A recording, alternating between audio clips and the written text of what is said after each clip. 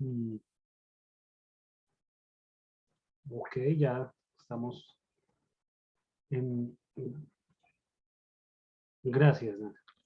Entonces, ¿quién desea para iniciar ayudarnos con un poco del resumen de lo que hemos estado viendo en las tertulias recientes?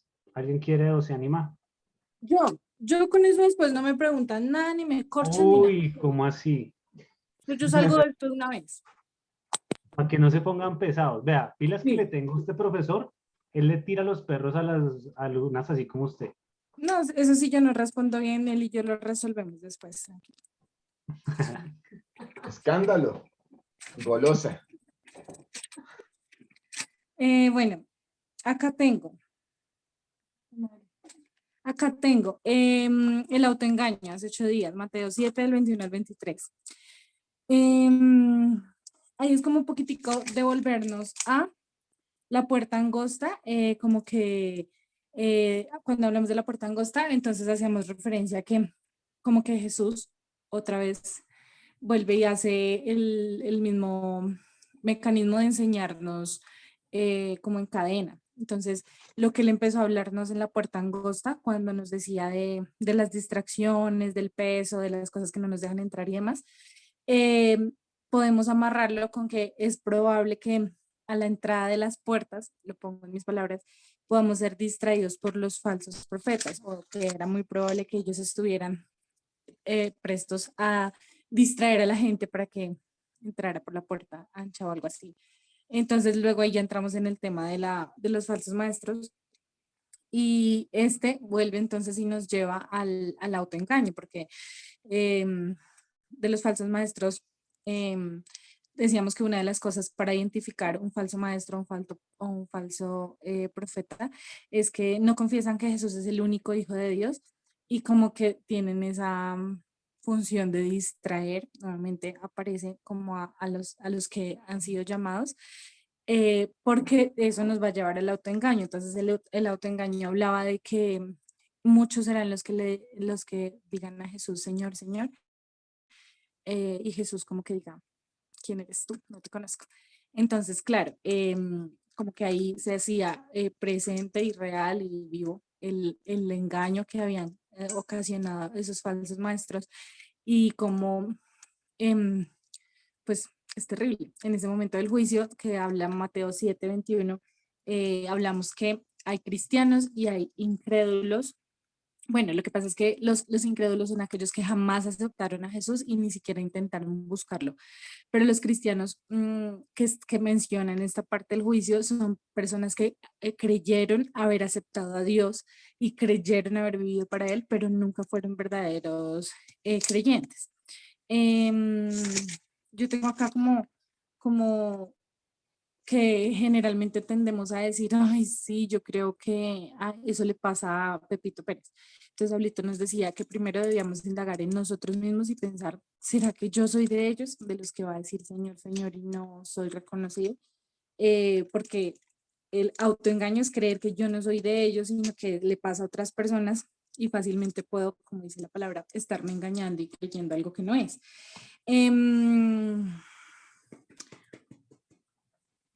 Cuando esas personas le decían a Jesús, Señor, Señor, hacemos referencia a que evidentemente, porque asumimos que son cristianos o eran creyentes, porque le hablan en unas palabras en las que se expresa respeto hacia Él, que es la palabra Señor, y como que creían en que Él era el Señor. Entonces ahí anoté una frase que dice, creer en Dios, creer que Dios es Dios, no es lo mismo que creer que Dios es mi Dios. Entonces ahí empieza un proceso como de apropiarnos y de volver esa creencia viva y real en mí. Y lo segundo, esto era como lo primero, ¿no? Lo llaman como con autoridad y con respeto y creen que Él es Dios. Lo segundo es que sacan a relucir como sus obras, entonces empiezan a decir como nosotros hicimos. Entonces, algo yo escribí acá de que, como de que si esas obras que ellos hicieron, que evidentemente hicieron y son reales, hubieran sido obras o milagros o cosas que hicieron por pura misericordia de Dios, más no porque eso fuera el reflejo de una relación cercana y constante con el Señor. Y ahí poníamos el ejemplo del versículo que dice que Dios hace salir el sol sobre buenos y malos. Y hablamos de que estas obras o estos milagros, estas señales, pueden confundir a otros creyentes de que pues yo estoy bien y yo tengo mi eternidad y demás, porque pues yo estoy haciendo señales, milagros, entonces que eso puede traer confusión. Y como lo de cierre que puse aquí, es que el que está en autoengaño va a tratar de ocultarlo. Entonces como que darse pañitos de agua tibia tratando de ocultar ese estado o esa situación. Eso es lo que tengo escrito, no me preguntes más, hasta luego.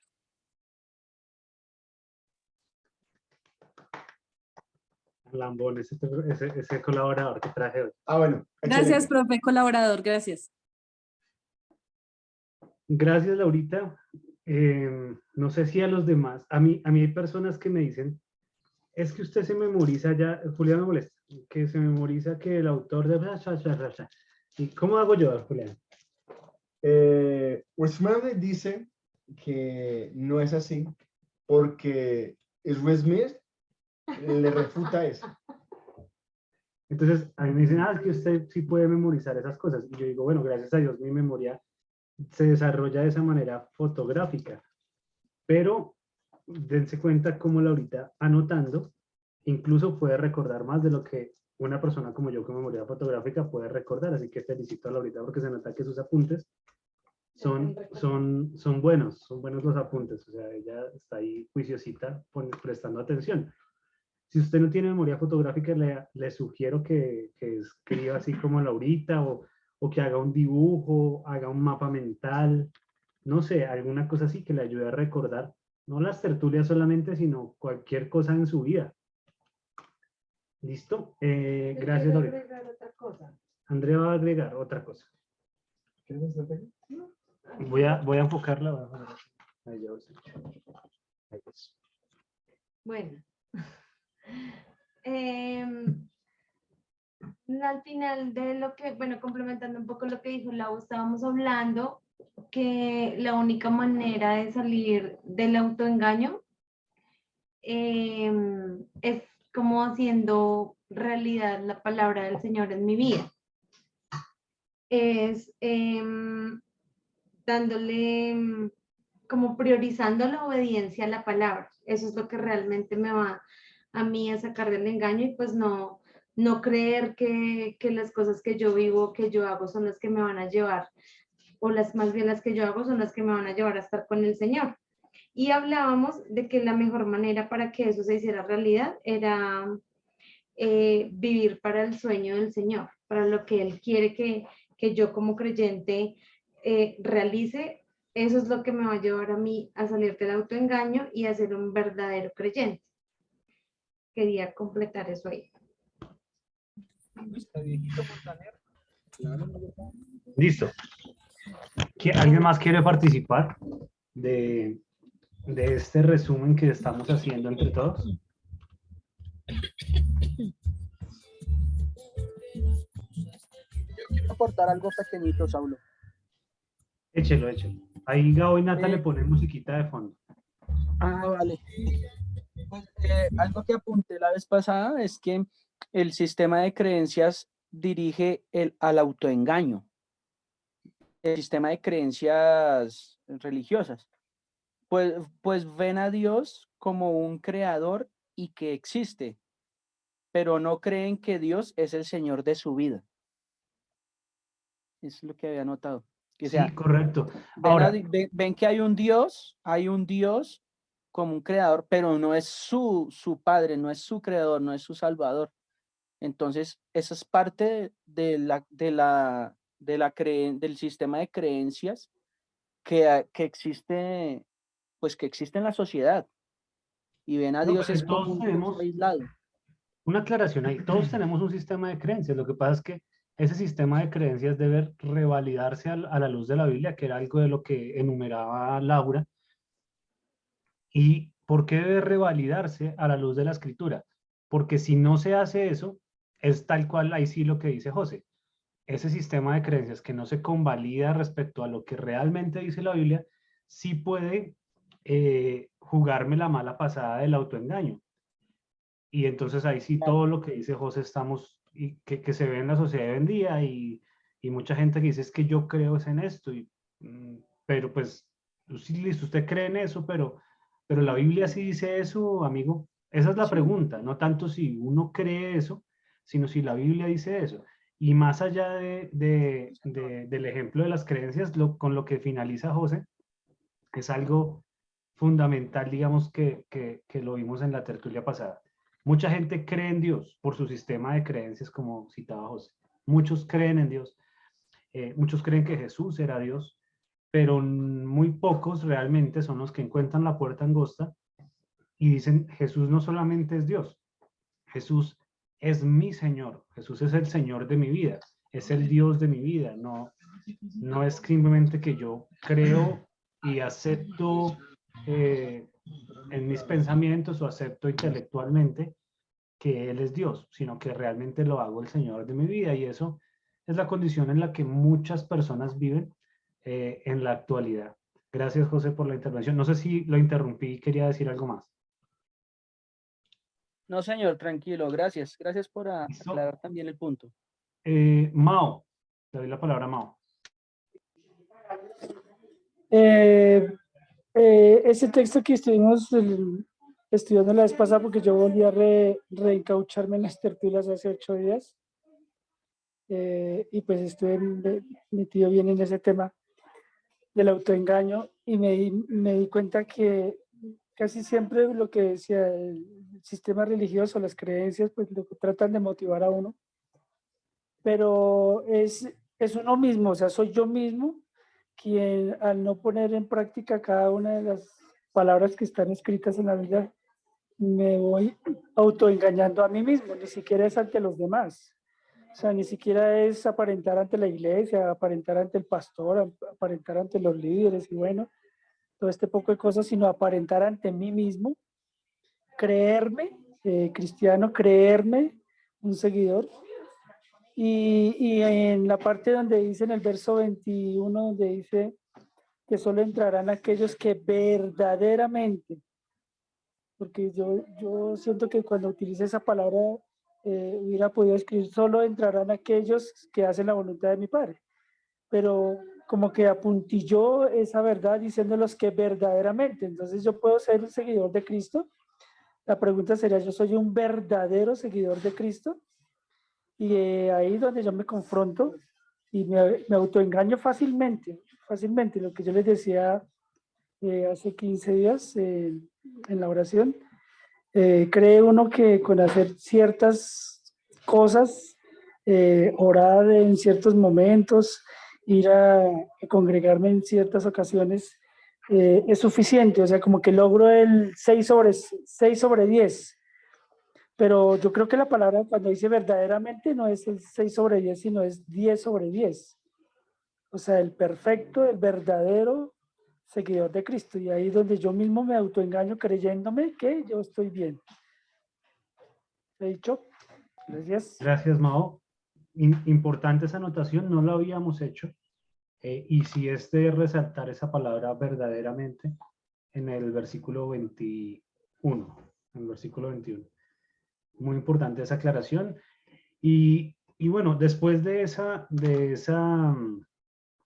Retroalimentación. sí, sí. No, Siga. no, ¿No han visto a Juliana penado? Vea. ¡Ah! Por fin, ¡Ah, ya escapó! Iba a decir otra cosa, pero para no hacer quedar a mi amigo, voy a decir retroalimentación. Después de esa retroalimentación, ahora sí, continuamos con el mensaje que el Señor dice en el versículo 24 en adelante. Viene el Señor dando la explicación de qué es lo que pasa con las personas que se autoengañan y dice que esas personas llegarán al día del juicio y dirán, ay, yo lo conocí a usted, yo en su nombre hice milagros, yo hice prodigios, yo sané enfermos, liberé demonios, yo creía en usted. Y el Señor va a responder, nunca los conocí, aléjense de mí. Y ya vimos cómo eso va conectado desde que en el versículo 13 empieza a dar la enseñanza de la puerta angosta y la puerta ancha, y ahí viene el tema de los frutos, el tema de los falsos maestros y el autoengaño. Cuando termina toda esa sección,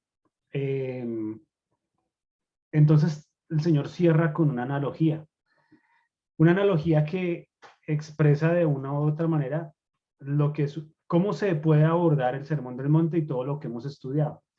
Digamos que fue pura enseñanza y doctrina desde el capítulo 5, versículo 1, cuando se fue con sus discípulos a enseñarles en el monte, hasta el 7, hasta el capítulo 7, versículo 12, que es donde enseña que hay que hacer a los demás todo lo que quiero que hagan conmigo.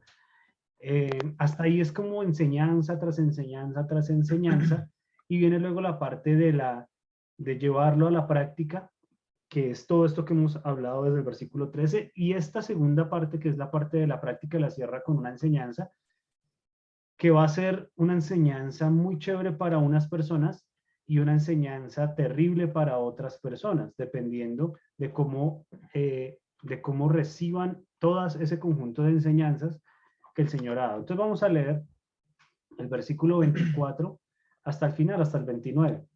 Leo la Biblia de las Américas, por variar hoy.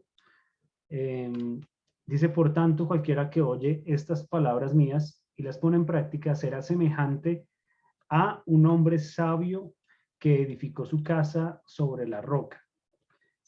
Y acá hago un paréntesis para resaltar cómo empieza esta analogía. Cuando dice por tanto, recuerden que cuando hay ese tipo de conectores, está haciendo referencia a lo que acaba de enseñar. Entonces acaba de enseñar acerca, vuelvo y repito, de la puerta angosta, de la puerta ancha, acerca de los falsos maestros y acerca de las personas que se autoengañan y creen que creen en Dios, pero realmente no lo están haciendo verdaderamente, como resaltaba Mao. Entonces, en el 28 dice: por tanto, después de darles esta explicación, cualquiera que oye estas palabras mías, o sea, del capítulo 5 hasta el capítulo 7, versículo 12, y las pone en práctica, será semejante a un hombre sabio que edificó su casa sobre la roca. Y cayó la lluvia, vinieron los torrentes, soplaron los vientos y azotaron aquella casa, pero no se cayó, porque había sido fundada sobre la roca. Y todo el que oye estas palabras mías, o sea, las mismas, desde el capítulo 5, el versículo 1 hasta el 7, 12, y no las pone en práctica, será semejante a un hombre insensato que edificó su casa sobre la arena. La palabra insensato, en contraposición a la palabra sabio, que es la que usa para el de la roca, la insensatez, acá el estudiante de griego de teología dirá si yo me equivoco, no, insensato, si mal no recuerdo, la traducción es falto de sesos. La palabra griega significa eso, falto de sesos, o sea, bruto. Será semejante a un hombre insensato que edificó su casa sobre la arena, y cayó la lluvia, vinieron los torrentes, soplaron los vientos y azotaron aquella casa, y cayó, y grande fue su destrucción. Cuando Jesús terminó estas palabras, las multitudes se admiraban de su enseñanza, porque les enseñaba como uno que tiene autoridad y no como sus escribas. Leo la traducción viviente ahora. Todo el que escucha mi enseñanza y la sigue es sabio, como la persona que construye su casa sobre una roca sólida. Aunque llueva a cántaros y suban las aguas de la inundación y los vientos golpeen contra esa casa, no se vendrá abajo, porque está construida sobre un lecho de roca. Sin embargo, el que oye mi enseñanza y no la obedece es un necio, como la persona que construye su casa sobre la arena. Cuando vengan las lluvias y lleguen las inundaciones y los vientos golpeen contra esa casa, se derrumbará con un gran estruendo. Cuando Jesús terminó de decir esas cosas, las multitudes quedaron asombradas de su enseñanza, porque lo hacía con verdadera autoridad, algo completamente de lo que hacían los maestros de la ley religiosa, completamente diferente de lo que hacían los maestros de la ley religiosa.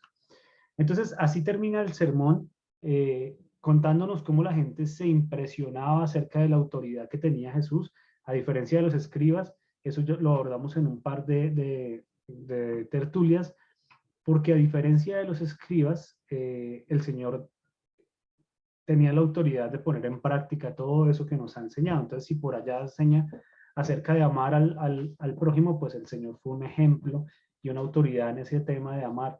Si por allá dice que no hay que hay que confiar en el Padre, pues Él confió en su Padre hasta la muerte, y en todo lo que nos ha venido enseñando, en pobreza de espíritu, en mansedumbre, en tener hambre y sed de justicia, etcétera. Él fue el ejemplo supremo de toda la Escritura. Yo sé que cuando hablamos de mansedumbre, o podemos poner ejemplos como David, como Moisés, etcétera, pero el ejemplo supremo de cualquiera de estas características que hemos venido estudiando en el Sermón del Monte es Jesús mismo. Esa autoridad obviamente era notoria para quienes lo estaban escuchando, en este caso sus discípulos. Yo me imagino que cuando dice al final, cuando Jesús terminó estas palabras, las multitudes se admiraban. Yo no sé si pasaron una de dos cosas, porque recuerden que el capítulo 5, versículo 1 empieza diciendo: cierto día, al ver que las multitudes se reunían, Jesús subió a la ladera de la montaña y se sentó. Sus discípulos se juntaron alrededor y él comenzó a enseñarles. Entonces yo creo que la escena fue más o menos esta. Él vio gente, porque el capítulo 4 termina diciendo que la fama de Jesús se extendió hasta Siria, y pues mucha gente lo buscaba. Entonces él, al ver que las multitudes se reunían, así empieza el 5, él se va con sus discípulos, pero obviamente no va y hace como una enseñanza cerrada solo para ellos, sino que empieza a enseñarles a ellos y todo el tiempo se dirige a ellos, pero empiezan los curiosos a venir a escuchar. Ahí está enseñándoles a sus discípulos, y vienen unos que seguramente también eran cercanos a él, y otros tal vez chismosos que pasaban por ahí. Entonces yo me imagino que la escena fue que él, de toda la multitud, le dijo al parche que estaba con él cercano: vengan, vamos allí, subamos un momento aquí a esta ladera, y él empieza a enseñarle, y tal vez su audiencia cuando él inicia son unos pocos, no sé, los 12 más unas cuantas personas cercanas, y yo me imagino que al terminar la enseñanza, en cuestión de unos minutos, porque pues si uno dramatiza el Sermón del Monte, obviamente lo que el escritor del Evangelio hace acá es una síntesis puntual, inspirada por el Espíritu Santo, pero imagino que el Señor dijo muchas más palabras de las que estaban acá, pero en promedio yo le calculo que diciendo esta enseñanza, si uno tuviera que dramatizar la enseñanza y decir exactamente lo que el Señor dijo, tardaría, no sé, unos 15 minutos tal vez. Así que con todas las demás cosas que de pronto el escritor de los evangelios no dice, después del cabo de una charla normal de 40, 50 minutos, las multitudes ya estaban ahí, todos me imagino que anonadados, prestando la atención al Señor, y quedaron asombrados pues de la enseñanza que él decía. Eso como una nota ahí de enlazar el versículo, cómo inició el Sermón del Monte y cómo termina el Sermón del Monte. Ahora sí enfoquémonos como en la enseñanza final que hace. Lástima que no está conectado, o sí está conectado Wilson, que es el maíz, para que nos explique qué pasa con los cimientos de una casa. Bueno, Aldo no sé si esté. Que Aldo Mi papi hizo también construyó de joven. también. Entonces cuéntenos, Aldo, cuéntenos, Mao, ¿cómo es el asunto de los cimientos de una casa? ¿Cómo funciona ese asunto, y por qué el Señor usa algo que es del común? Pues todo el mundo en alguna parte de su vida o contrata a alguien para que lo haga o lo hace, ¿sí? YouTube. Entonces cuéntenos, o YouTube, sí. Cuéntenos, los que han tenido más experiencia con los cimientos, ¿qué pasa con los cimientos sólidos y qué pasa con los cimientos blandos? Al ángulo, muy al ángulo, no, debe ser fácil para quien ha dominado el tema.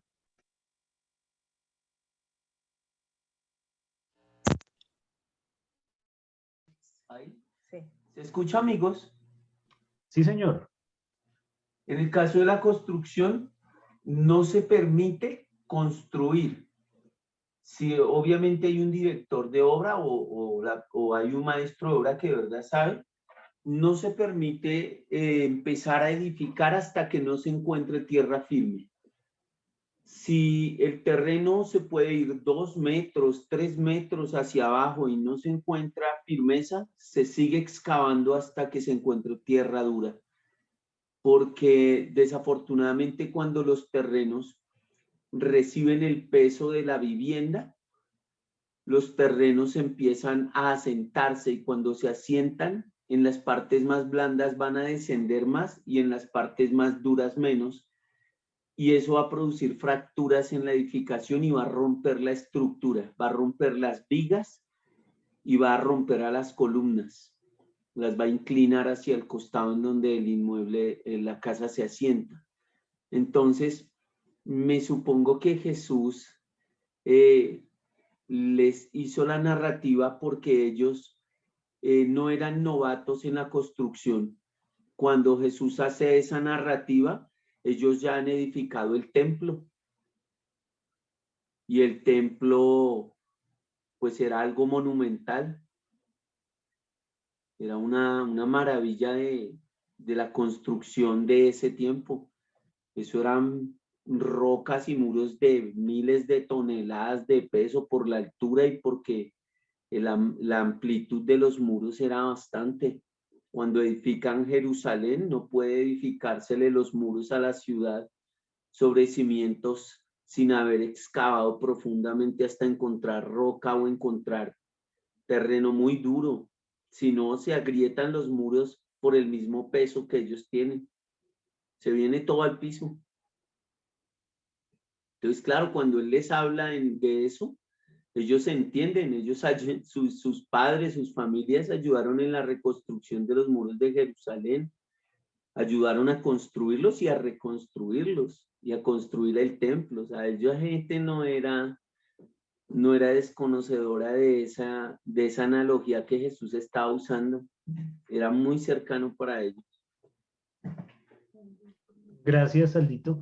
Yo, mientras Aldo habla, yo me acuerdo de muchas cosas que han pasado acá en Colombia, porque en Colombia no somos unos fuertes constructores, no nos caracterizamos nuestra sociedad por hacer cosas monumentales como sí otras culturas en el mundo, como los mexicanos, como los egipcios, como bueno, hay un montón de lugares y Colombia pues no es así como tan hábil. Me acuerdo que hace poco en Medellín se cayó un edificio, ¿no? ¿Cómo se llamaba?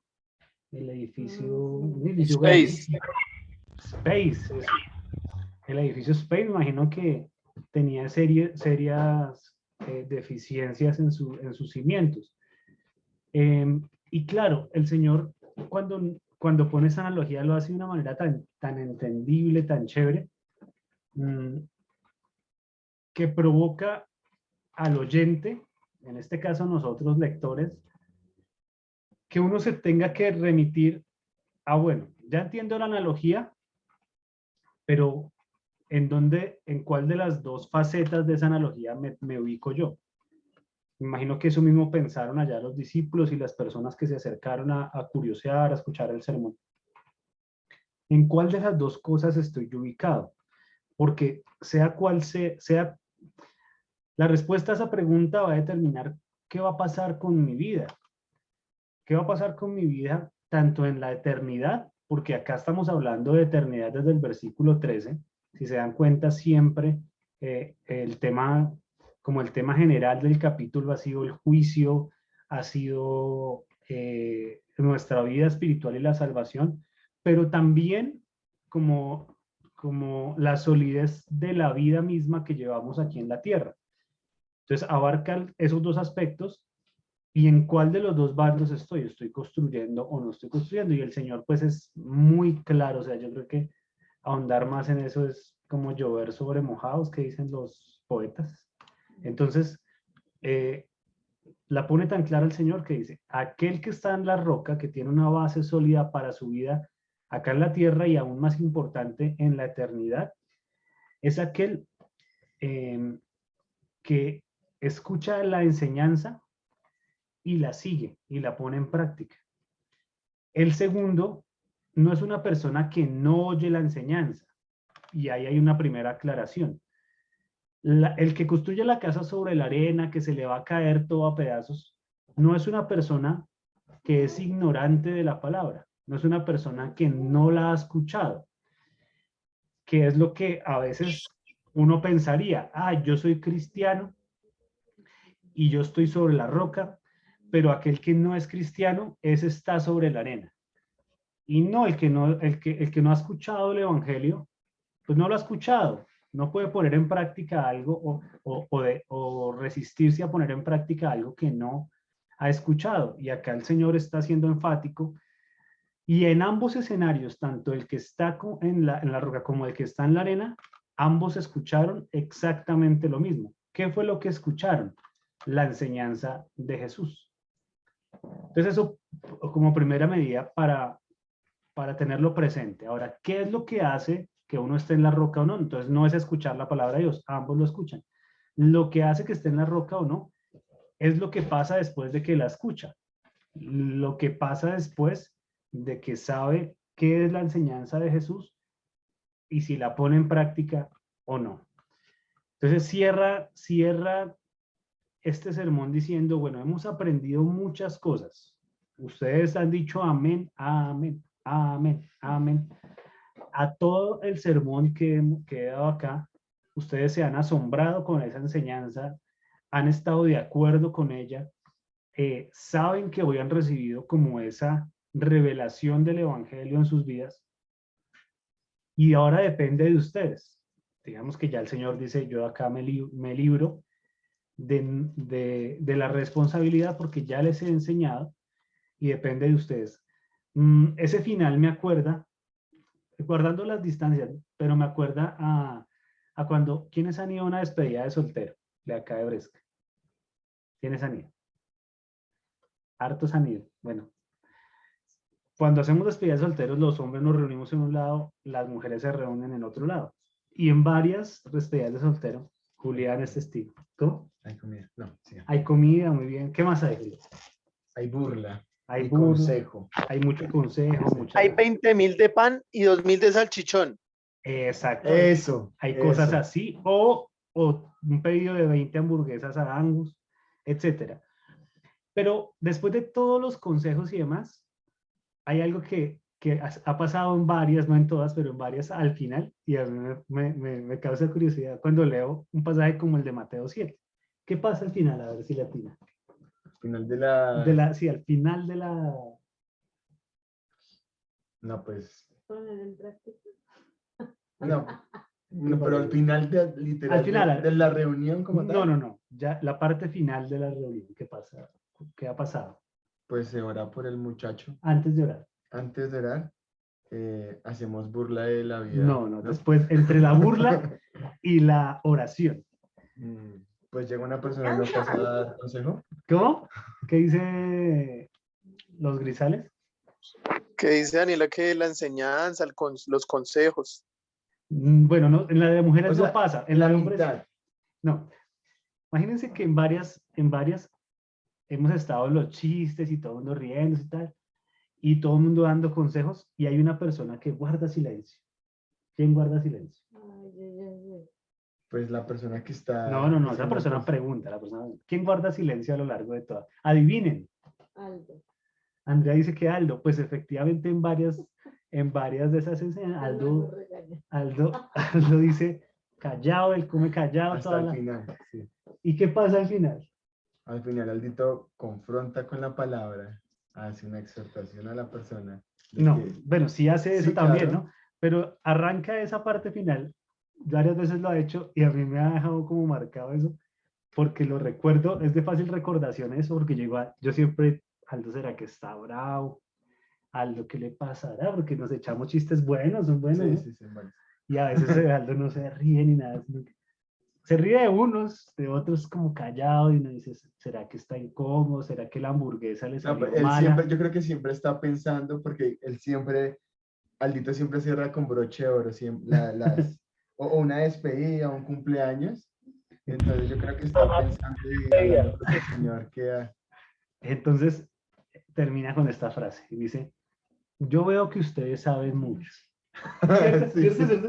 Yo veo que ustedes saben mucho. No entiendo. Eso, sigue usted con la dramatización. Ya les recordé el flashback. Ahora usted sigue. Es el momento donde todos los hombres se sienten idiotas. Yo veo que todos saben dar buenos consejos. Mi pregunta es, ¿por qué no lo aplican? Tal cual. Así han terminado varias, ¿no? De una sola hartas terminan. Yo veo que saben mucho y yo no sé entonces por qué hago tantas consejerías. Yo no sé por qué sus hogares están mal. Entonces ahí es la risa que teníamos de burlarnos de todo. Entonces, pues nos deja ahí aterrizaje de barriga y quedamos como el carrito ese al que hoy le pasó un tanque ruso por encima. Pichados. Porque claro, y yo digo, bueno, guardando las proporciones, como dije, este mensaje final del Señor, yo creo que provocó cierto sentimiento parecido en los discípulos. La diferencia es que el Señor Jesús no se quedó callado todo, sino Él fue el que dio la enseñanza. Pero es algo similar, como que, ay, tan chévere la enseñanza, y al final el Señor Jesús dice, bueno, muy bonito que estén de acuerdo con esta enseñanza, muy bonito que hayamos hablado de bienaventuranzas, de poner en práctica las correcciones que él hace acerca de malas enseñanzas de los escribas y fariseos, como la del adulterio, como la del odio a los demás, como, ¿qué más vimos de eso? Lo del matrimonio, el divorcio, etcétera, etcétera. Hay un montón de enseñanzas que el Señor corrige en este sermón. Luego también pasa una fase del sermón donde nos anima a no estar angustiados, a confiar en el Padre. Luego nos anima a seguir una vida piadosa y hacer nuestra labor respecto a la piedad en cuanto a nuestra relación con Dios a través de la oración, de las ofrendas, a través del ayuno y de cosas religiosas, cómo hacerlas de la manera correcta, cómo aplicarlas de manera correcta a nuestra vida. Luego el tema de no juzgar a los demás, etcétera. Y me he saltado un montón. Ustedes saben que hemos hablado de muchos temas. Y al final dice, bueno, yo veo que ustedes saben mucho. No, el Señor dice, de nada sirve que usted oiga mis enseñanzas si no las pone en práctica. Porque si usted oye mis enseñanzas, todo esto que es útil para su salvación, para la vida eterna y también para la vida en esta tierra, para que tenga una vida sólida en el Evangelio, si usted las ignora, entonces usted va a ser una persona bruta. ¿Encontró el griego de insensato? Tonto. Tonto, dice. Sí, tonto. El griego significaba como falto de sesos. La palabra griega cuando se la decían allá, entre griegos, no me acuerdo cuál era falto de sesos, como bruto, tonto, bobo. Cierto que esas palabras como que ofenden, como que bobo, no sea bobo. Entonces, es una persona bruta aquel que escucha esto y no lo pone por práctica. Y ahí entonces entramos a un pedazo de la tertulia en la que me gusta escuchar todas sus opiniones. ¿Creen que somos faltos de sesos en esta época de la iglesia? ¿O creen que estamos siendo sabios? ¿Qué se ve más? ¿Estamos en una época de bonanza, de sabiduría? ¿O estamos en una época de multiplicación de la estupidez? ¿Qué opinan ustedes? Yo creo que estamos en la multiplicación de la estupidez. ¿Sí? Sí. ¿Por qué? Desafortunadamente. Porque desafortunadamente, bueno, he dicho desafortunadamente muchas veces. Desafortunadamente ha repetido la palabra desafortunadamente. Desafortunadamente he sido redundante y no avanza. No, lo que pasa es que la iglesia cristiana hoy en día se rige bajo las emociones, ¿sí? No hay doctrina, no hay una enseñanza bíblica en general, hablo en general, sino una enseñanza emocional. Y las emociones tienen mucha relación con la carne. Son cosas que la carne jamás va a entender. Esto que el Señor está hablando es la actitud que un cristiano debe tener al descansar su espíritu en Él, o sea, entender que Él es el que está ayudándonos, ¿no? Comienza con las bienaventuranzas, entendiendo cuál es mi condición como humano, pero si mi enseñanza comienza con mis emociones, si estoy triste, si quiero, o sea, todo, desafortunadamente todo comienza así, pues no hay un fundamento de entender esto y aplicarlo porque pues me están enseñando es a mi carne, a lo que yo quiero y no a lo que realmente el Señor desea. Digamos que eso aplica para la fase final de los falsos maestros, ¿sí o no? Sí. Que son los que distorsionan el mensaje. Pero asumamos que el mensaje fue bueno, porque acá el Señor está diciendo aquel que escucha, no dice aquel que escucha las enseñanzas del falso maestro, Sí. sino el que escucha mi enseñanza. Y la del Señor sí era una muy buena enseñanza. Entonces, el escenario que plantea acá el Señor, ya habiendo pasado la explicación de aquellos falsos profetas, es un escenario en el que alguien escucha una doctrina buena. Pues yo creo que es una persona que, bueno, a mí me ha pasado, ¿no? Que nos cuesta renunciar a nuestros egos y nuestros orgullos, ¿sí? Sabiendo que eso está mal, tampoco hago lo posible por remediarlo, sabiendo que ya hay una enseñanza que me dice que eso está mal. Y yo creo que a mí me ha pasado eso, digamos, con mi temperamento, ¿sí? El Señor dice, pues ponga la otra mejilla, que es una de las cosas que habla el sermón. Pero en momento de mi ira en discusión, no lo pongo en práctica porque yo quiero ganar, aunque yo ya lo sé. Pero yo creo que es el momento, es ese momento donde la carne como que es más relevante y el querer ganar y dejarme llenar por la molestia del momento y no decir, el Señor ya me dio una palabra, ahora tengo que pedirle al Espíritu Santo que me ayude a cumplirla. Entonces yo creo que es la necesidad indudable del hombre que, aunque sabe qué es lo bueno, no lo hace. O sea, lo digo por mí, no sé los demás. A mí me ha pasado eso, aunque hemos estudiado casi un semestre el sermón, es un área donde digo, pero a mí me cuesta dar la otra mejilla, porque aunque estoy en frío en ese momento, digo, péganme todas las cachetadas que quieran. En el momento que estoy molesto, no me quiero dejar dar cachetadas, sino antes quiero ganar. Entonces yo creo que es la necesidad del pecado del orgullo de uno que uno quiere ganar, aunque sé que está bien, no aplicarlo y llega a ese momento que es un poco difícil humanamente. Muy bien. O sea, nos ayudaría a recordar si grabamos a Aldo diciendo, yo veo que sabe mucho. Sí, claro, ¿Sí? total. Y lo ponemos de ringtone en el celular. Esa sería buena opción. Le doy la palabra a los grisales que estaban pidiendo la palabra. Sí, señores. No, es que estaba pensando que nosotros actualmente, digamos, todos pues tenemos el celular y tenemos pues como un sinnúmero de herramientas, las cuales nos permite, digamos, como profundizar un poco más, incluso los videos, las tertulias que grabamos, profundizar un poco en las enseñanzas de Jesús, ¿no? De lo que hemos estudiado. Pero pues claramente en la mayoría de casos usamos el celular y la red y el internet para cosas que no nos edifican, ¿sí? Entonces, digamos, es como que no meditamos lo suficiente, no estudiamos lo suficiente, pues las palabras del Señor y pues yo creo que, digamos, como cuando estudiamos la exégesis, que uno, digamos, debe como leer y releer y, bueno, y debe como hacer un estudio minucioso de la palabra.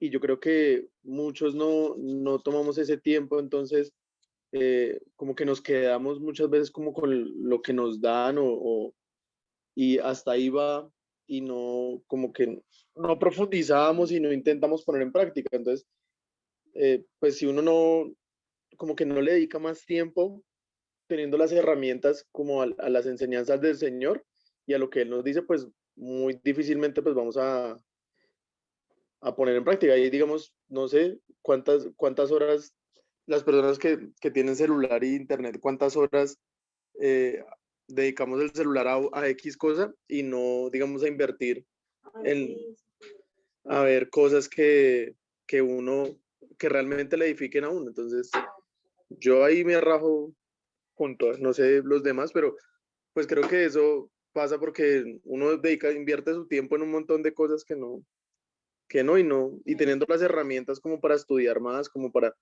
compenetrarse ahí más con el Señor, y creo que pues sucede mucho, ¿no? Digamos, hay un exceso de herramientas para conocer la enseñanza. O sea, no es una excusa lo que dice Andrés. el hecho de no tener el tiempo para prepararse en ellas y meditar en ellas. Yo creo que hay gente que igual le saca el tiempo, hay gente que igual sabe bastante y le interesa el tema y profundiza en las enseñanzas, pero es que a la hora del té, la enseñanza se hace evidente es en el momento de poner en práctica, y eso el evangelio humilla en muchos sentidos, ¿no? El evangelio humilla al ser humano, porque si yo estoy muy volado o si yo cometo un error, si peco, me va a costar decir y reconocer delante de Dios y delante de mis hermanos, decir, yo me equivoqué, yo tengo que pedir perdón a mi esposa, a mis hijos, que son los más cercanos, a mis amigos, a mis hermanos, donde yo me desempeño, y eso nos humilla de una u otra manera, porque uno dice, oh, yo sé que la embarré. Eso en un aspecto. En otro aspecto, también es difícil implementar, digamos, en la palabra, difícil entre comillas, porque realmente el Señor nos puede dar la capacidad de hacerlo bien. Es difícil disponernos para eso más bien, en el sentido de que somos orgullosos, como lo ha dicho Julián, y somos negligentes, como lo ha dicho Andrés.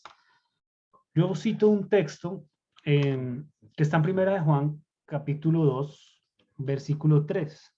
Dice lo siguiente: y en esto sabemos que hemos llegado a conocerle, si guardamos sus mandamientos. El que dice, yo he llegado a conocerle, y no guarda sus mandamientos, es un mentiroso, y la verdad no está en él. Pero el que guarda su palabra, en él verdaderamente el amor de Dios se ha perfeccionado. En esto sabemos que estamos en él. El que dice que permanece en él, debe andar como él anduvo. Recuerdan que en algunas tertulias he estado de vez en cuando preguntando, como todos los que estamos aquí estamos seguros de nuestra salvación. Alguno tal vez se pregunta, ¿soy realmente salvo o se ha hecho ese examen? O alguien se pregunta, ¿realmente yo he conocido al Señor? Y pues la Biblia tiene esas respuestas en muchos lugares. Uno de esos es Primera de Juan capítulo 2, que en otra tertulia les comentaba, toda la primera carta de Juan tiene tres objetivos, o tiene un objetivo muy fuerte que es, lo dice en tres lugares, que es, estas cosas os escribo para que estéis seguros de vuestra salvación. Lo dije en versión Reina Valera, que es como la que memoricé, pero lo dice en tres lugares de la carta y empieza a decir a través de toda la carta cosas que nos ayudan a identificar si realmente hemos conocido al Señor, cosas como esa que acabo de leer. Y entonces dice lo mismo que el Señor está diciendo allá en la analogía de la casa sobre la roca y la casa sobre la arena. Y repito, Juan dice, en esto sabemos que le conocemos, si guardamos sus mandamientos. Las palabras usadas acá como guardar y mandamientos, porque pues he explicado eso también en otras tertulias, la mala interpretación de este versículo puede llegar puede llevar un legalismo extraño, en el sentido de que los mandamientos sean, por ejemplo, la ley civil o la ley ceremonial del pueblo de Israel o cosas así. Yo he escuchado gente que lo interpreta así de una manera equivocada, entendiendo el contexto que está hablando Juan y las palabras que se están usando que nos llegan al español de una manera, pero que en su original tenían un significado particular. La palabra que usa Juan para decir que en esto conocemos, que en esto sabemos que le conocemos, en que guardamos sus mandamientos, guardar significa, es la palabra tereo, y significa, bueno, taireo, es la fonética. No sé de griego, entonces digo lo que el diccionario dice. Dice que es guardar, pero en el sentido de velar por, proteger o atesorar. Es como atesorar, no es solamente guardar que uno, como hace Diego, mi hijo, cuando llega del colegio, que él guarda el saco, sí, va y lo guarda en el piso del cuarto de él, va y lo tira por ahí. Y entonces, él guardó el saco en el cuarto, sí, pero por ahí tirado, sin cuidado, ni nada de eso. La palabra que se está usando acá es velar, es proteger, es como cuando uno le entregan algo valioso, delicado, y que le dicen, uy, cuidado con eso, y uno busca dónde guardar lo que a veces uno lo guarda también, que ni se acuerda dónde es que lo guardó, pero uno sabe que hay algo muy importante. Si usted tiene un tesoro, si usted le dicen, venga, hágame un favor, llévele estos 20 millones de pesos a alguien, usted no los va a guardar ahí en el primer bolsillo que se le ocurre, ¿sí? Sino que usted va a decir, jue madre, tengo algo muy valioso en términos monetarios, yo lo guardo muy bien, estoy pendiente, ando en la jugada atrás, quién me está mirando, me aseguro que no me lo vayan a robar, me aseguro que no se me vaya a perder, no me lo llevo ahí en cualquier papel por si llueve se me moje, sino que uno lo lleva bien protegido, etcétera. Uno tiene cuidados cuando se trata de algo que es atesorable. Y esa es la palabra que está usando Juan acá. El que atesora, el que vela por proteger eso, el que los guarda especialmente. ¿Qué es lo que debe guardar el cristiano así? Las enseñanzas. Ahí dice mandamientos. Hay dos palabras que llegan al español como mandamientos, que una es entole y otra es nomos. Y la diferencia es que entole significa o cubre las enseñanzas de Cristo, en que digamos que entole significa como todas las enseñanzas y nomos sí se refiere como a un grupo particular de mandamientos o preceptos. Entonces, cuando leemos Primera de Juan capítulo 2, vemos que se está usando la palabra entole, que llega a nosotros como mandamientos, pero yo creo que una mejor traducción sería como sus enseñanzas. Voy a verificar cómo está la traducción viviente. También dice mandamientos, porque es una traducción muy común, pero en el original entole y nomos sí tenían como esa diferencia. Las palabras griegas, entole y nomos, acá se usa entole. Entonces, la traducción, digamos, usando el significado griego de cuando Juan escribió la carta es como, en esto sabemos que hemos llegado a conocerle, si atesoramos sus enseñanzas. ¿De quién está hablando? Pues de Jesús. Entonces, creo que Juan entendió perfectamente el Sermón del Monte, ¿cierto? Que cuando dice algo tan claro y tan directo como esto que está enseñando en el capítulo 2 de la primera carta de Juan, uno dice, este man entendió perfectamente lo que hablaba Jesús cuando habló sobre la casa sobre la roca y sobre la casa sobre la arena. Y lo tradujo de otra manera. Lo dijo, si atesoramos las enseñanzas. Entonces, si el evangelio para mí se convierte solo en un conocimiento que uso a la carta, que cuando me conviene echar mano de un versículo, echo mano de él a la carta, pero no es que el evangelio sea un tesoro para mí, no es que las enseñanzas en general de Cristo sean un tesoro el tesoro muy valioso que yo pueda tener en mi vida. Entonces, yo estoy usando el evangelio a la carta, realmente estoy siendo una persona que no construye que no está siendo sabio al construir sobre la roca, sino que realmente construyó sobre la arena, y de vez en cuando le echo una paladita ahí de gravilla. Pero pues finalmente los cimientos son arena. Finalmente los cimientos, si no son atesorar los mandamientos del Señor, pues estoy construyendo mi vida sobre una farsa, sobre algo que realmente me va a llevar a la condenación, como ya lo estudiamos en el tema de la puerta angosta y la puerta ancha, y no realmente a conocer al Señor. ¿Qué opinan de eso? Antes de continuar.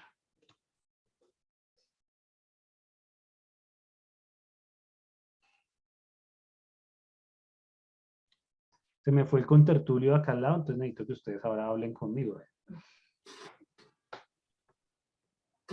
Por ahí, pero no levanten la mano, ¿se puede? Sígale, Mao, sígale.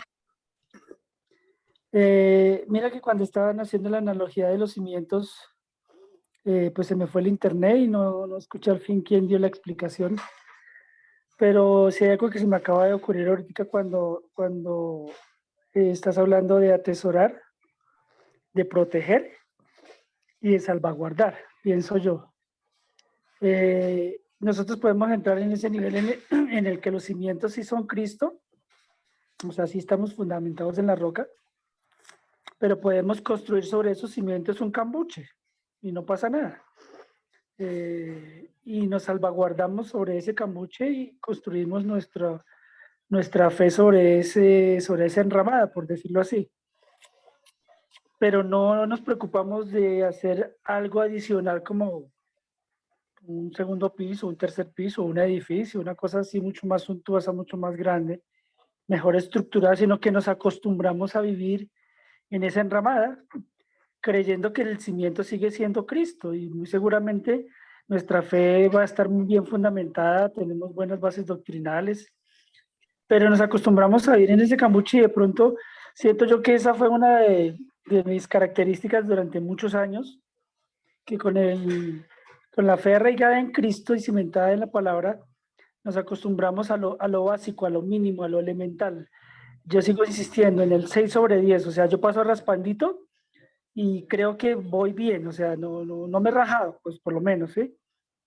Pero yo creo que cuando estamos hablando ya de atesorar, de salvaguardar, de proteger, cada una de todas esas enseñanzas también implica en el crecimiento, o sea, implica como que ir avanzando y no seguir esos 30 años de cristiano, 40 años, toda una vida, pero no se ve el avance, no se ve el alcance de sus palabras aquí en la tierra, no se ve la obra en la que yo serví como transmisor del Evangelio a otras y no estoy viendo reflejado todas esas tareas que Dios fue delegando poco a poco en mi vida, no las he visto reflejadas en absolutamente nadie, o de pronto escasamente en el alrededor, o sea, escasamente a su familia, a su esposa, a sus hijos, pero no ha trascendido más allá de lo que se supone Cristo está esperando de nosotros.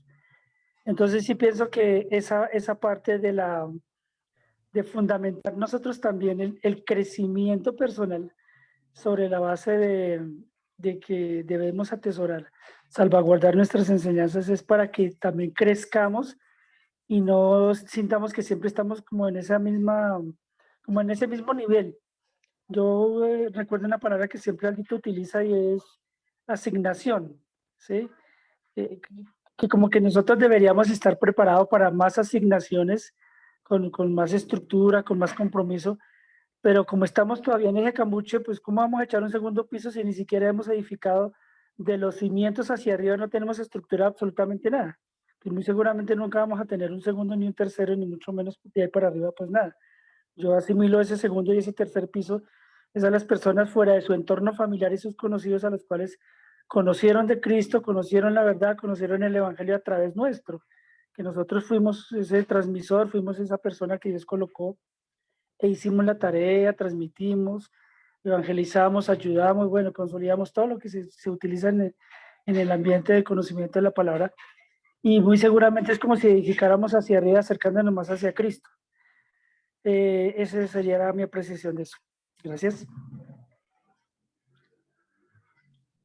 Gracias, Mao. En el ejemplo que pone, digamos que el señor asume que ya hay una casa en su analogía, pero lo del cambuche me llamaba la atención porque, claro, la fe, el cimiento, digamos que una tormenta no lo quita, pero digamos, los resultados de tener esa fe fundamentada en la buena enseñanza y practicando eso, no sé si aplique, pero bueno, entendí el punto y creo que todos lo entendimos. Sino que yo me estaba poniendo ya muy científico con el cambuche. Pero bueno, gracias, Mao. Va Laura. Es que tengo ahí como una cosa por decir y debatir y que me digan. Dice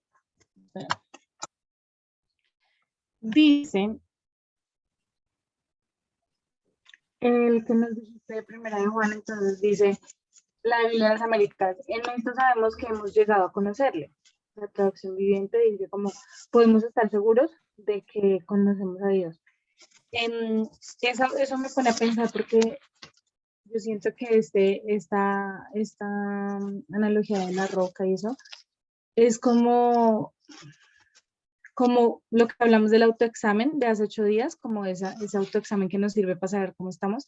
Yo siento que acá es igual, o sea, como que esto me va a permitir saber si de verdad sí lo conozco, porque a veces uno de cristiano, y me pongo ahí de ejemplo de primeras, uno se, ¿cómo es la palabra? Uno se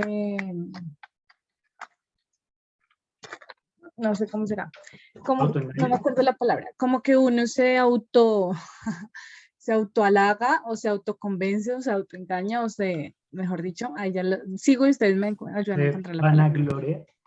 Sí, o como, sí, por ahí va, de que uno conoce a Dios, o sea, como que uno se lo cree y se lo hace creer a los demás, entonces ¿Se uno, jacta? no sé, también como que se jacta, como que se autoconvence, yo no sé. Se pavonea. Por ejemplo, cuando uno predica, cuando uno le habla a otra persona de Dios, ¿sí?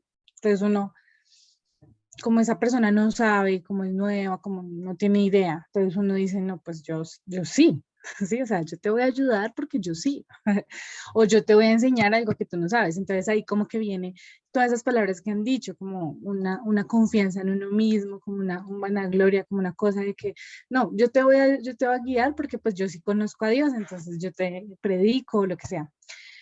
Pero entonces esto también siento que sirve como otro autoexamen, como decir, en esto sabemos o de esto, así podemos estar seguros si sí conocemos a Dios o no, si hemos llegado a conocerle, si guardamos sus mandamientos, si obedecemos, dicen otras versiones. O sea que es como que me parece pues muy loco porque, por ejemplo, ah, yo conozco de primera mano muchas facetas de Dios. Ejemplo, yo conozco de primera mano que Dios es un Dios proveedor, que Él es fiel, que Él perdona mis pecados, muchas cosas que Él me ha mostrado a mí y que ha hecho en mi vida que yo digo, Él es así porque yo lo he visto, ¿sí? Pero como que eso está bien, ¿sí? Alimenta mi fe, pero como que lo que realmente determina si yo sí conozco a Dios no es solo, me acordé del apunte que teníamos, que yo lo leí ahorita, como que decía, ya, de cuando los falsos, cuando en el Señor decíamos que hicimos, entonces como que decía que esas cosas pueden también como confundir. Entonces, claro, pues todas esas cosas que Dios ha hecho a mi vida también me podrían como confundir a mí misma de decir, yo conozco a Dios porque yo sé que Él es fiel, yo sé que Él es bueno, Él me ha dado cuando no tengo, Él me ha guardado, Entonces, como si yo me estuviera autoengañando a mí misma de que como yo sé esas facetas de Dios porque Él por su misericordia me lo ha mostrado, entonces yo lo conozco y me quedo con esa idea. Pero pues lo que dice aquí Juan es otra cosa, o sea, como que dice, no, lo que realmente determina es obedecer. Entonces dice, si alguien afirma que yo conozco, que es lo que yo estoy diciendo, ¿no? Si alguien afirma que yo conozco a Dios, pero no obedece sus mandamientos, es un mentiroso y no vive en la verdad. Entonces, eso me confronta porque me pongo ahí en primera. O sea, en muchas ocasiones hablando con gente, yo puedo decirles, mira, Dios es fiel porque Dios me trajo comida y yo no pagué nada por esa comida y llegó la comida. Entonces uno dice, Dios es fiel. Me alegra mucho ver a mi esposo en estos momentos. Ese bullying me hizo perder el... Ya, entonces como que yo, ahí cuando esa parte de Juan, yo no sé si me estoy honrando a seguir y ahí usted, es un mentiroso y no vive en la verdad. Entonces como que a mí me confronta porque muchas veces, por ejemplo, si alguien se acerca a mi vida a decirme, ay, es que yo no sé qué hacer porque estoy desesperada porque no tengo plata, por ejemplo. Yo puedo decir y puedo testificar a un Dios proveedor porque llevo 10 años viviendo esa realidad. O sea, yo sé que Dios es proveedor porque yo lo viví, no sé qué. Entonces, como que me puedo, como dice ahí, soy mentiroso porque no vivo en la verdad. O sea, fácilmente es algo que me puede engañar, que si bien es una experiencia que yo he vivido, no es algo que asegura y que afirma que yo estoy conociendo a Dios. No sé si me entienden mi idea. Sí, Andrea ha usado la palabra se convence. No sé si era la que estabas Sí, buscando. como se autoconvence, sí. Eh, y yo entiendo tú, pues si entiendo bien, estás diciendo como que es fácil convencerse de que todo está bien por la gracia y la misericordia que hemos recibido de parte de Dios, pero que también puede recibir cualquier persona así no lo conozca. Y es correcto, porque lo que dice Juan y lo que dice el Señor es que no está hablando de experimentar la gracia y la misericordia de Dios en la vida de nosotros. Está hablando es de los pasos de obediencia que un creyente da, así pueda testificar que Dios ha sido bueno. Dios ha sido bueno con todos, o si no todos habríamos muerto ya hace mucho tiempo por pecadores. Dios ha sido bueno con todos. Pero quien verdaderamente lo conoce y no miente cuando dice que lo conoce, no es ni siquiera aquella persona que ha estudiado mucho, sino aquella persona que ha obedecido mucho. Aquella persona que, yo creo que todos acá, por más nuevos que sean en el Evangelio, el más nuevito que hay acá, se sabe por lo menos unas 5 enseñanzas claras de Jesús que puede poner en práctica cada día, por lo menos. Ni qué decir de los que llevamos un montón de tiempo, cuántas enseñanzas de Jesús sabemos. Pero lo que indica que le conocemos no es saber esas enseñanzas, sino realmente obedecerlas. Y la única manera de obedecerlas es en la vida real. Y creo que cuando tú pones el ejemplo de que, no sé, una amiga llega con problemas, tú puedes testificar la misericordia de Dios, claro. Pero la misericordia de Dios deja a la persona a expensas de esa misma misericordia, como pues pídale a Dios que si esa misericordia es para todos, pues que también la cobija usted. Eso es distinto a, como dice ahí la palabra al final del Sermón del Monte, Jesús enseñaba como alguien que tenía autoridad.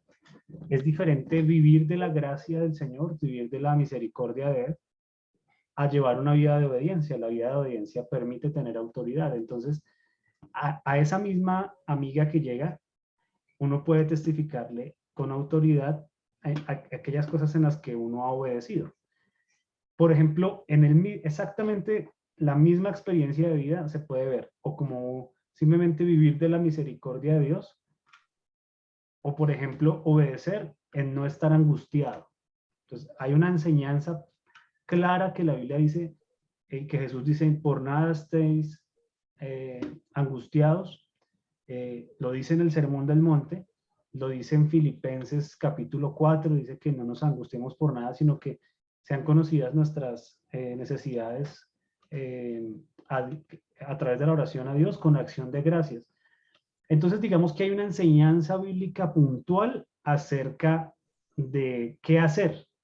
Y es más útil en ese caso no dejar a expensas de la misericordia a la persona, sino enseñarle a que debe empezar a obedecer lo que la palabra dice, empezando por dejar de angustiarse, por ejemplo, y empezar a confiar. Entonces, ahí la persona puede decir, yo he experimentado a Dios como proveedor, pues claro que sí, pero más importante que eso, el Señor me ha enseñado a través de eso la obediencia en el sentido de no me angustio porque sé que Él conoce mi necesidad.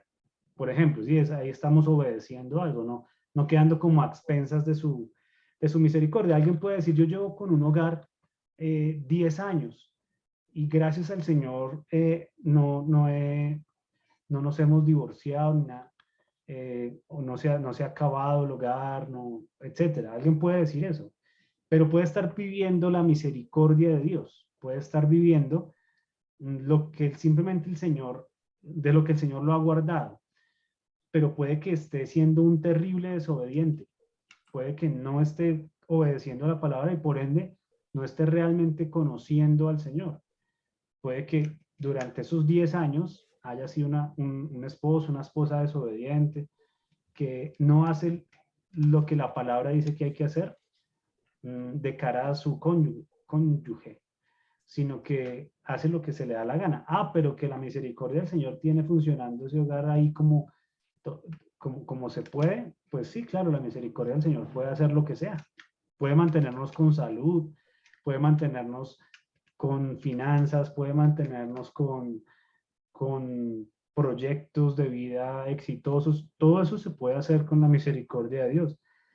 Pero eso no es un indicativo de que lo conozca. Lo conozco en la medida de que lo obedezco. Es como el mandato de Juan, que pienso yo es una abstracción de lo que dice el Señor de la casa sobre la roca.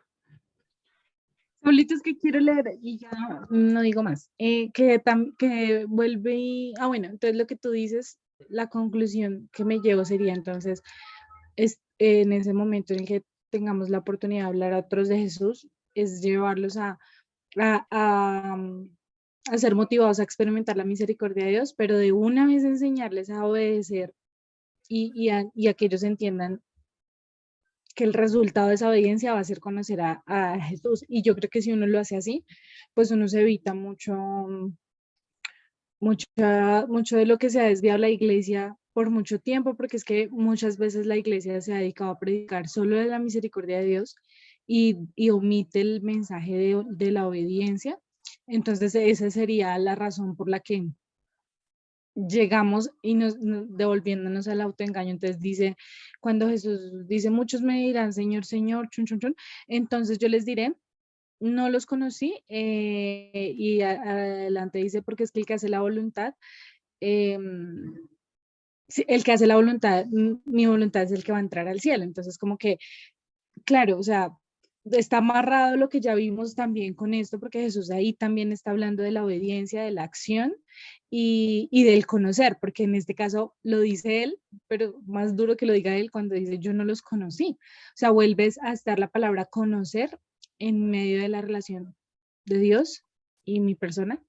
Entonces, claro, donde la iglesia se enfocara en eso, en enseñar a otros el tema de la obediencia y de llevar ese amor que uno tiene por Dios a la acción y no quedarse en la misericordia, pues no seríamos pocos, digo seríamos porque yo tengo que estar en ese grupo, no serían por fe, no seríamos pocos los que vamos a entrar al reino, vamos a entrar por la puerta estrecha, no seríamos pocos los que vamos a estar cuando Jesús vuelva. Entonces creo que ahí también sale como a relucir una de las causas por las que la iglesia se ha distraído y somos poquitos. Y eso a mí, yo lo tengo acá subrayado porque a mí me impactó mucho eso de las anteriores prédicas donde dice eh, que pocos, hacíamos referencia a la palabra pocos, entonces como que uno dice, Jesús está hablando de que fueron pocos los escogidos o fueron pocos los de la puerta, fueron pocos, entonces creo que ahí también ya encontramos como una de las causas de eso. Claro que sí, Laurita. Ocurre mucho en esta época, me imagino que a lo largo de toda la historia ocurre, que se comparte más la experiencia personal que la enseñanza misma, y eso es un error. Las experiencias nuestras pueden inspirar a alguien, pueden motivar a alguien, pero lo que va a cambiar finalmente a una persona que queramos enseñarle a conocer al Señor es la enseñanza que debe obedecer. Porque la historia puede inspirar, como dije, puede conmover, pero no, esa inspiración se va a acabar al cabo de unas horas, al cabo de unos días. Mientras que la enseñanza y el enseñar a obedecer esa enseñanza es lo que puede llegar a marcar un antes y un después en la vida de nosotros y en la de los demás también. Entonces, digamos, hay gente que es muy nazi con eso, ¿no? Entonces, hay gente que dice, predicadores que dicen, no, es que es inadmisible que alguien cuente una experiencia propia. Pablo no lo hizo, no dio detalles del tercer cielo cuando fue allá, porque a él no le importaba ese asunto. Y yo digo, bueno, hasta un punto tienen razón, pero tampoco nos vamos tan nazis de no poder inspirar a otros con una historia, pero lo importante es que después detrás de la historia haya una enseñanza que esté por encima de esa historia o de ese testimonio. Y eso no aplica solo cuando vayamos a compartir a alguien, sino aplica cuando nos vayamos a adoctrinar a nosotros mismos, ¿no? Yo no puedo enseñarme obediencia a partir de la inspiración en la historia de alguien. La historia de alguien me puede inspirar, claro, me puede motivar, claro, pero yo debo identificar en esa historia cuál fue el paso de obediencia, no solo el resultado inspirador, sino cuál fue el paso de obediencia. Entonces alguien dice, claro, yo veo que Pepito Pérez tuvo éxito en esta área de su vida. Y eso me inspiró, me contó la historia de cómo fue, wow, está maravillosa. Pero yo tengo que usar esa motivación para descubrir cuál fue la enseñanza y cuál fue el paso de obediencia de la persona. O si esa persona simplemente vivió eso por la mera misericordia de Dios, pero no obedece nunca la palabra. Y entonces decir, pues está muy linda la enseñanza que me da, la motivación, pero no encuentro en esa persona alguien que yo pueda imitar, alguien que yo pueda decir, es obediente en este punto específico. Y entonces ahí viene la pregunta, es, ¿cómo obedecer? Porque yo me imagino que cuando hablamos de estos temas, hay un asunto que es, todos decimos, listo, queremos obedecer, pero tenemos que preguntarnos, ¿qué vamos a obedecer? ¿Qué vamos a obedecer? Porque si hay una motivación o una disposición mejor para obedecer, necesitamos saber qué vamos a obedecer. Y lo que queda claro hoy es que es las enseñanzas de Cristo. O sea, ¿qué tantas enseñanzas de Jesús acerca de los aspectos de la vida diaria yo sé para poder obedecer? Y ahí pues vamos a desarrollar otro tema. Le doy la palabra a José y luego a los Grisales. Gracias, Saulo. Es que estaba mirando en el libro de Hebreos 12, bueno, pensando en lo que estaban hablando ahorita, lo que hablaba Laura y comentaba Saulo, acerca de que uno muchas veces enseña o habla solamente del testimonio de uno, pero no hace el énfasis que se merece o debido, mejor, el énfasis debido a lo que es la palabra que es la que va a transformar, ¿no? El mismo Señor Jesucristo. Entonces miraba que mm, también estaba pensando en lo que hablábamos de que si uno no obedece la palabra del Señor y dice que sigue al Señor, pues es un mentiroso. Entonces, lo que uno debe transmitir o enseñar a otra persona que uno quiera, digamos, evangelizar. Me llevaba aquí a Hebreos capítulo 12 y estaba mirando algo acerca de la disciplina de Dios en el capítulo 12. Algo, pues dice varias características, ¿sí? Acerca de la disciplina de Dios en cuanto a la intimidad de nosotros con Dios, en cuanto a nuestra relación con Dios. Y estaba en el versículo 12 de ese capítulo 12, dice, bueno, el 12 al 15, dice, por lo cual levantad las manos caídas y las rodillas paralizadas, y haced sendas derechas para vuestros pies, para que lo cojo no se salga del camino, sino que sea sanado. Y el énfasis que quiero hacer es en este versículo. Seguid la paz con todos y la santidad sin la cual nadie verá al Señor. Entonces, tengo entendido que la santidad es estar apartado del pecado, ¿sí? Estar apartado de los o sea, llevar a aceptar y aprobar los deseos pecaminosos que continuamente o todos los días vienen a nosotros, porque no solamente es la acción, sino mis intenciones, mis deseos y mis acciones. Entonces, el Señor habla acerca de la santidad para poder, ¿qué? Para poder estar en esa comunión íntima y muy estrecha con el Señor, para poder estar apartado del pecado. Si uno no está en esa relación de santidad con Dios, pues obviamente va a ser un mentiroso. Y uno, ¿qué es lo que va a poder enseñar a alguien si uno primeramente no está en esa relación profunda, estrecha e íntima con el Señor, que es la santidad, que es la que nos habla aquí Hebreos? Entonces, para poder uno, digamos, transmitir esa verdad del Evangelio, eh, ser ese canal de bendición para otra persona o ese agente que ministra a otra persona, lo primero que uno debe tener es la santidad, porque de lo contrario, pues no se va a poder, digamos, eso sería como leer un libro de historia, ¿sí? Que quedan en conocimientos intelectuales, pero más no en la práctica desde nuestro interior, que son, bueno, mis deseos, mis intenciones, mis pensamientos y de ahí para adelante. Entonces ya para redondear y finalizar la idea, es la santidad la que verdaderamente nos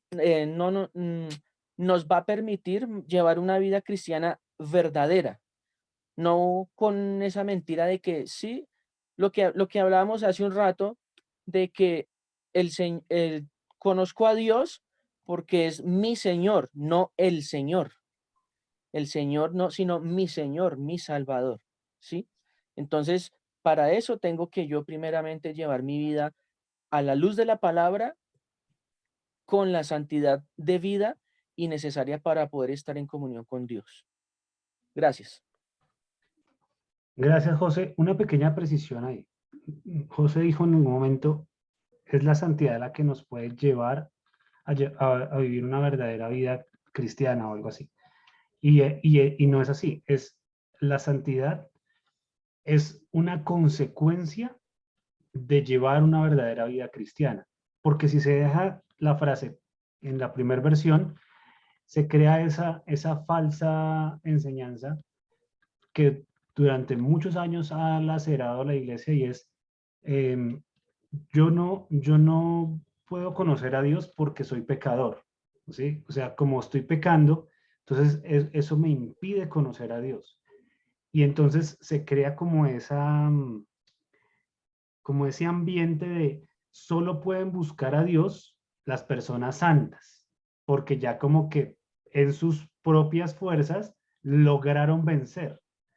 Y eso pues no es lo que dice la escritura. Entonces, Sí, claro. lo corrijo porque sé que de pronto fue un juego de palabras ahí sencillo ya, pero sí, la santidad es más bien no lo que nos lleva a tener una verdadera vida cristiana, sino es una consecuencia Sí, de haber llevado una verdadera vida cristiana. Porque la correcto, santidad no correcto. significa perfección. De hecho, en ese No, contexto de Hebreos 12, como empezó diciendo por lo tanto o por lo cual, ujú, uno lee el versículo anterior y la idea anterior y todo el tiempo está hablando de disciplina, dice el versículo 11.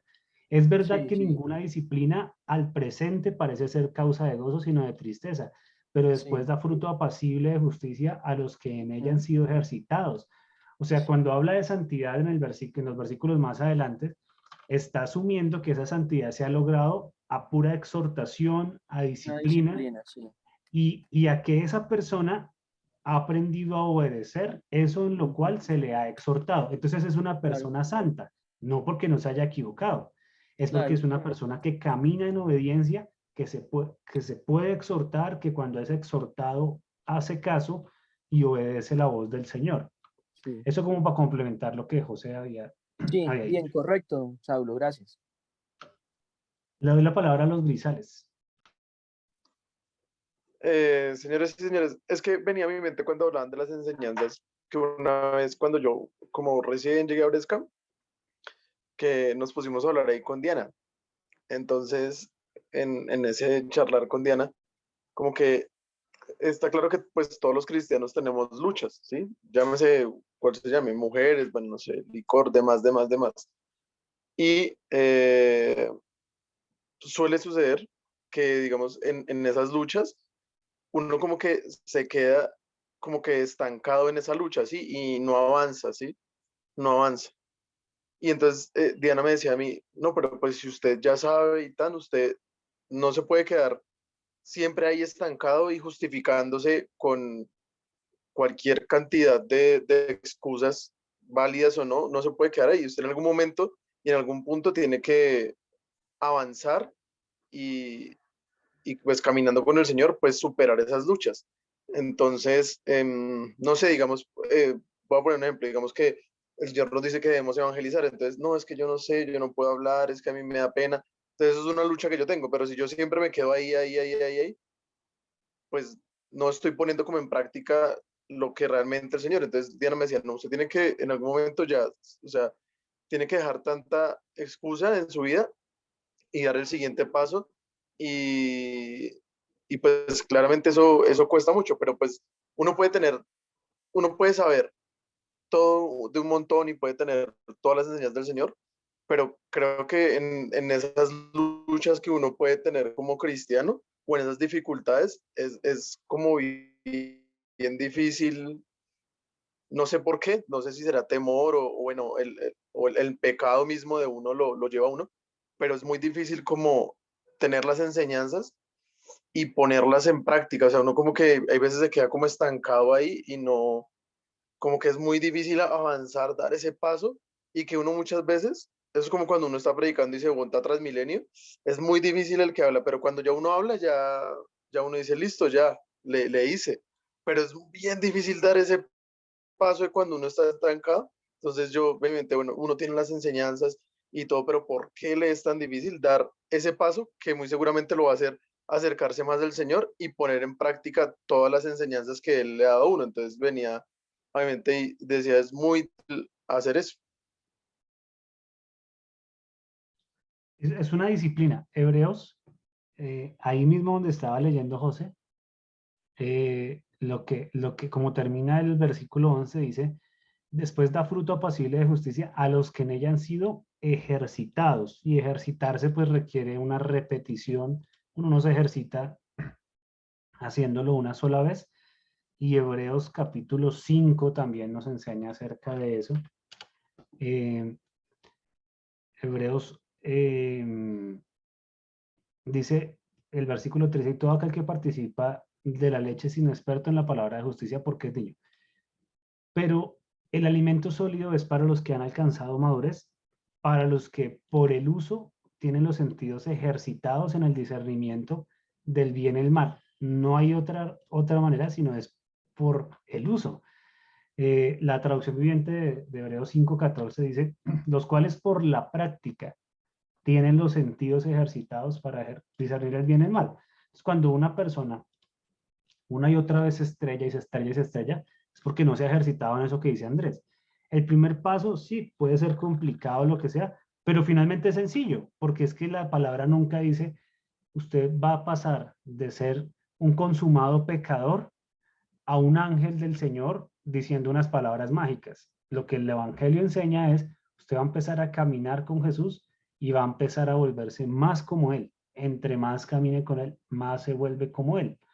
Entonces la obediencia es algo que no es de hacerlo una vez, sino es de ejercitarse.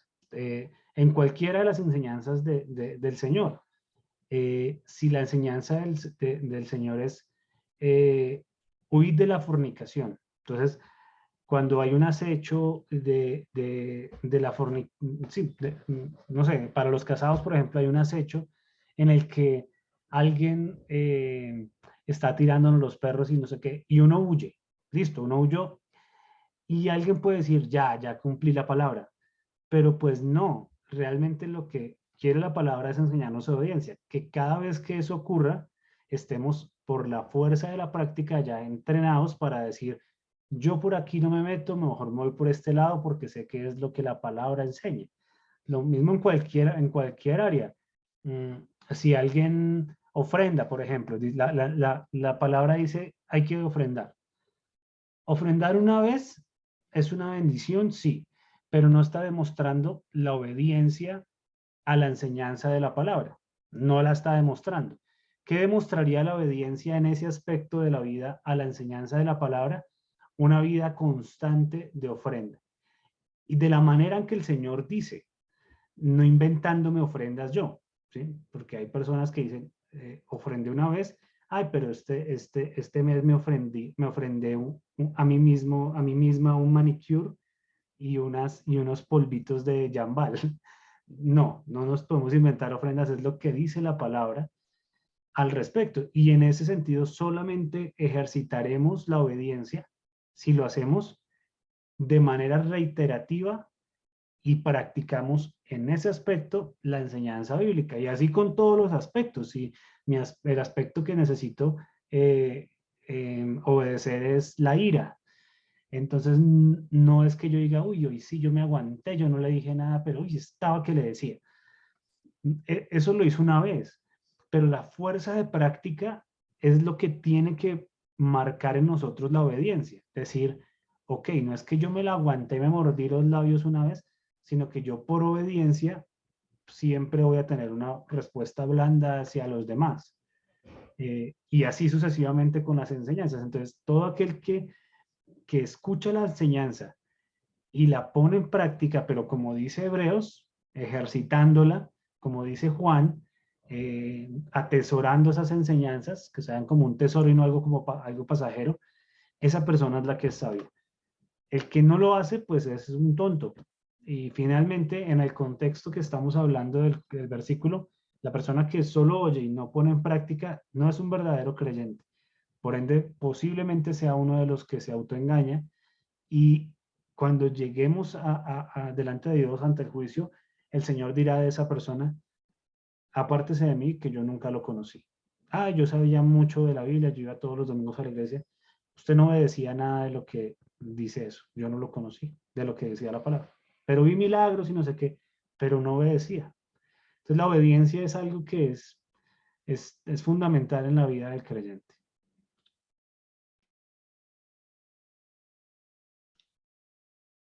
¿Alguien tiene algún comentario al respecto? Voy a buscar un versículo. Quedaron muy exhortados. Quedamos muy exhortados. En el Antiguo Testamento también hay un versículo que se me olvida siempre la cita, creo que es Isaías. En esto de gloriarse el hombre, o Jeremías, ha de gloriarse el hombre en conocerme y obedecer. Gloriarse el hombre. Jeremías. Si alguien ha de gloriarse, que se gloríe de conocerme y de comprender que yo soy el Señor. Es Jeremías 9, pero no, el que estoy buscando es otro, es uno de Isaías, si mal no recuerdo, que dice: sacrificio no quiero, creo que es, ¿no? Sino obediencia. Samuel, vea. Primera de Samuel 15:22. Y Samuel dijo: se complace el Señor tanto en holocaustos y sacrificios como en la obediencia a la voz del Señor. He aquí, el obedecer es mejor que un sacrificio, y el prestar atención que la grosura de los carneros. Desde lo cito porque sabía que estaba en el Antiguo Testamento, y es una enseñanza de siempre, desde el Génesis hasta el Apocalipsis. El Señor ha enfatizado mucho la obediencia como algo que es lo que Él demanda de su pueblo. Si no hay más comentarios, creo que le doy la palabra a Aldo para finalizar. Y de esta manera finalizamos el Sermón del Monte, y quedamos abiertos pues a sugerencias de los siguientes temas que vendrán. Por ahí hay unos escritos, no sé si todavía ese departamento lo dirige Daniela o si ha cambiado de administración, pero los temas pendientes, pues ahí los estamos chateando en el grupo. Habían un par de temas que tenía yo por ahí pendientes que me habían sugerido. Si nadie propone uno, propongo alguno de esos para las siguientes tertulias. Entonces le doy la palabra a Aldo Banana para finalizar la tertulia de hoy. Paulito, Aldo dice que cierres tú. Cierro yo la puerta, sí, el Zoom. Y que recuerdes que queríamos proponer para el siguiente tema de tertulia, el que vamos a hablar con los niños del catecismo. Mi amor, ¿tú vas a cerrar? Ah, sí, ya le dije a Sau que... Sí, no, sí, listo, Sau, que cierra. No, cuelga tú. Cuelga tú, cuelga tú. Cuelga tú, cuelga tú. Ok, bueno, creo que hoy nos queda claro, después de tantos temas que hemos visto en el Sermón del Monte, de los cuales podríamos sacar cualquier cantidad de enseñanzas, no solo en el Sermón del Monte. Recuerden que lo que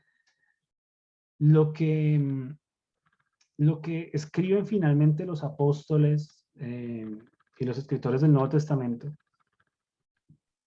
son las enseñanzas del Señor Jesús, desglosadas de una manera más amplia. Ellos no se inventaron nada nuevo. Una y otra vez enseñaron esas ordenanzas del Señor que ellos mismos atesoraron y que le enseñaron a la siguiente generación de discípulos o de cristianos a atesorar. Así que cuanta enseñanza sepamos del Señor debe convertirse en un tesoro para nosotros, y que ese tesoro provoque obediencia. La obediencia se hace día a día, no se hace a través de holocaustos y rituales, no se hace el domingo en la iglesia, se hace la obediencia es cada día de nuestra vida en todo momento. Así que, pues primero, obedecer, y segundo, si no saben muchas cosas que obedecer, entonces debe acercarse a la palabra, debe acercarse al Evangelio y empezar a abstraer de él aquellas cosas en las que debe obedecer. Y a puro ejercicio, a la fuerza de práctica, ejercitándose en la obediencia, se verá entonces que sí realmente conocemos al Señor. Si no, queda claro que será como construir la casa sobre la arena, que será destruida ante la primera tormenta que venga. Vamos a orar para terminar. Querido Padre, gracias por tu enseñanza, porque tu enseñanza, Señor, es lo más valioso que podemos obtener en esta tierra. Es el mayor tesoro que podemos tener. Porque tu enseñanza nos guía no solamente para los asuntos terrenales, sino para algo mucho más importante que es la eternidad. Gracias, Señor, y te damos porque nos estás iluminando, como dice el Salmo 119, con tu palabra, el camino por el que debemos andar.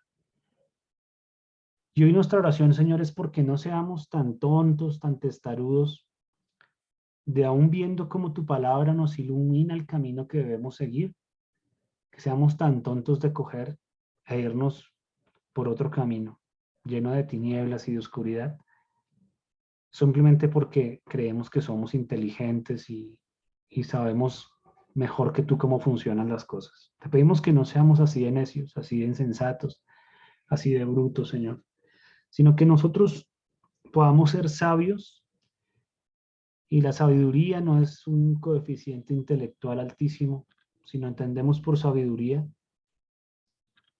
el hecho de obedecer las enseñanzas que tú nos has dado. Y para eso no se necesita un coeficiente intelectual superior. Se necesita simplemente la disposición de querer obedecer paso a paso lo que tú nos has dicho, Señor. Es una labor sencilla, pero que humilla nuestro orgullo, que humilla lo que somos, que humilla nuestra naturaleza.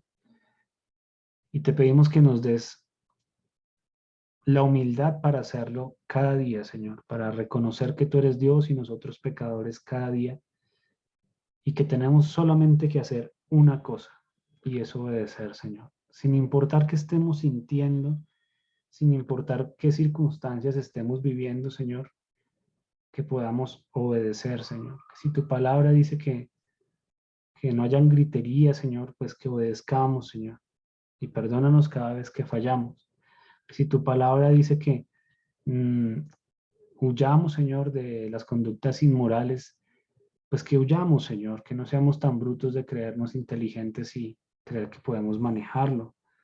Si tu palabra dice que hay que dar generosamente, que hay que ayudar a nuestros amigos y ofrendar abundantemente, Señor, en la iglesia, que lo podamos hacer, Señor.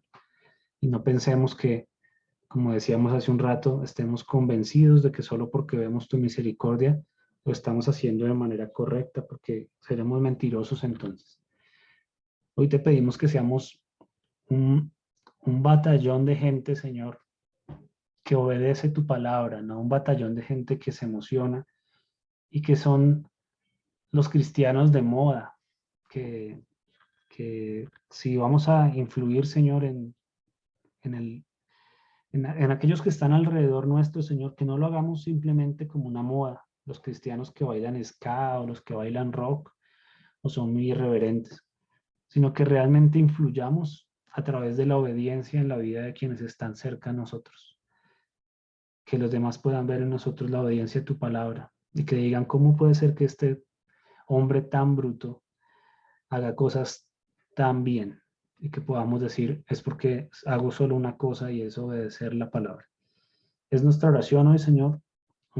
Te pedimos que cada vez que estudiamos tu palabra, Señor, podamos dejarla marcada en nuestra mente como ese tesoro que vamos a proteger, que vamos a guardar, que vamos a cuidar más que si fuera una millonada de dinero en nuestro bolsillo.